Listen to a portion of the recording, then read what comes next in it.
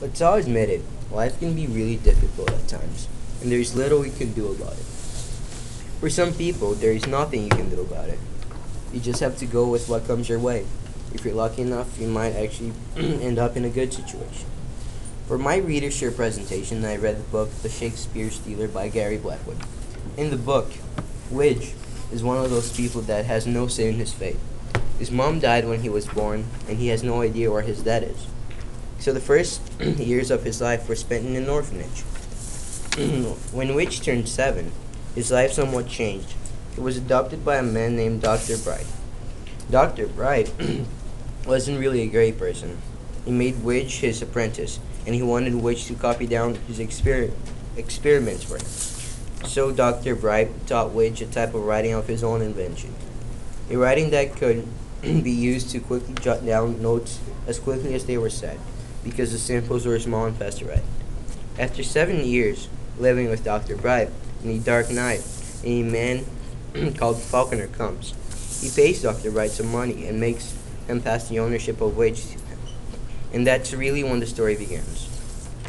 Widge soon finds out that he's riding straight to trouble when his new master, Simon Bass, asks Widge to use his writing skill to copy down the famous play The Tragedy of Hamlet by the playwright William Shakespeare.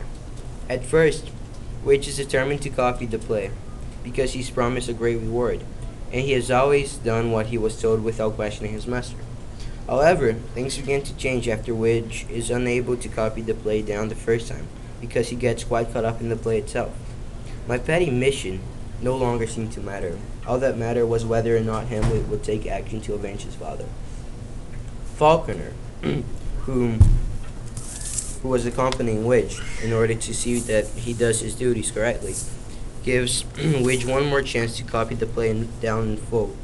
Widge is able to copy it, but when the person shooting a cannon in the play sees him, he misfires, setting fire to the theater. As Widge scrambles to get away, he gets pickpocketed and loses the play. He goes back to the crime scene to try and find the missing notebook, but he gets caught.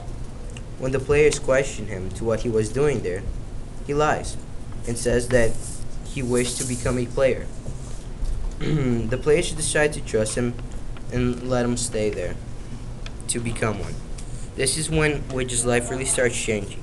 He had never felt trust or friendship, and he had never truly been part of a family, so his mind isn't set on stealing the play anymore, and he is extremely confused on what to do. Should he help Simon Bass and get his promised reward, or should he try at a chance of doing something new and actually being part of something bigger than himself? Over 3 minutes.